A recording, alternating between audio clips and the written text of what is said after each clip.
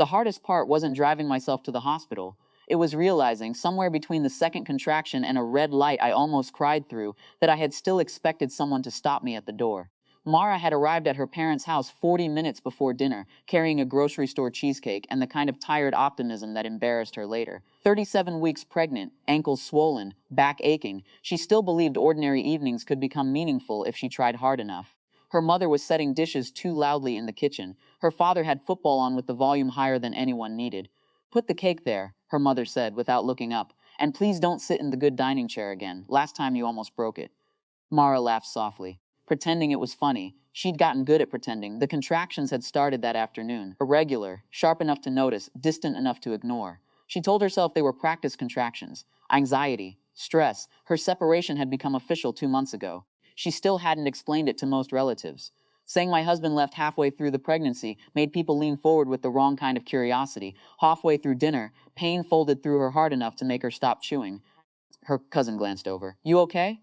"Yeah," Mara said automatically. Another contraction came 15 minutes later. Longer this time. She put her fork down. "I think," she swallowed, "I think I might actually be in labor." Nobody reacted immediately. Her father kept his eyes on the television. Her mother sighed first. "Tonight?" she asked, irritation slipping through before concern. "I don't know, maybe. It hurts." Her mother glanced at the crowded table. "We have guests." Mara waited. Her father finally looked over. "So call a cab," he said. "Hospitals deal with this stuff every day." Someone laughed awkwardly, and Aunt said, "First babies take forever anyway." Her mother waved a hand. "Honestly, don't make it dramatic unless it's dramatic." Mara stood there holding the edge of the chair, a strange pause stretched out. Nobody moved, nobody said, "I'll drive you," nobody asked if she was scared. The thing that hurt most was how normal everyone acted, like she was interrupting. She grabbed her purse. "I'll go," she said quietly. Her mother was already walking back to the kitchen. "Text us when it's actually happening." Outside, cold air hit her face. For 10 full seconds, she stood beside her car waiting, not because she couldn't leave, because some childish part of her still thought the front door might open. Mara, wait nothing, so she got in. The hospital was 30 minutes away. By minute 15, she had to pull over once, just to breathe through a contraction. A gas station glowed against the dark highway like something unreal. Her phone buzzed. "Mom, did you take the cheesecake out of the fridge before leaving?" Mara stared at the message until her vision blurred. "No. Are you okay? No, did you make it?" At the ER entrance, a nurse rushed toward her wheelchair. "You drove yourself?" the nurse asked. Mara nodded. "In labor?" Another nod. The nurse's face changed. "Not pity, exactly. Something firmer." "Okay," she said gently. "You're not alone now." The sentence nearly undid her. No dramatic speeches followed, just competence, warm blankets.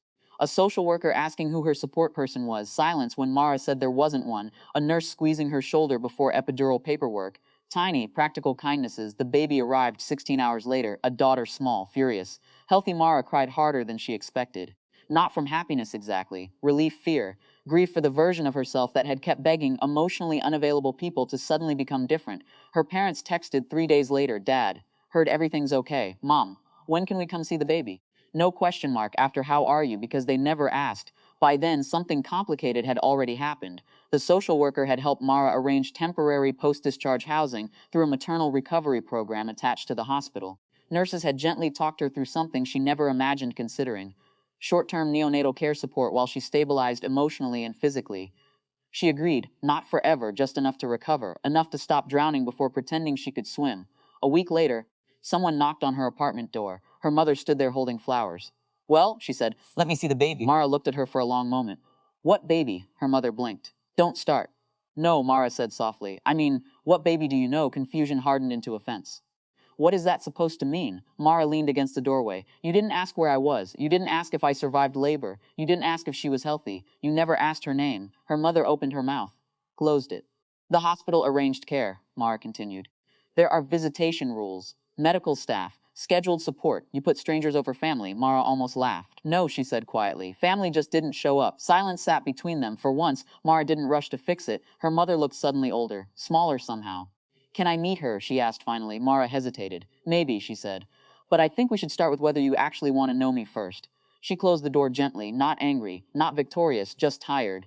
And for the first time in years, strangely steady.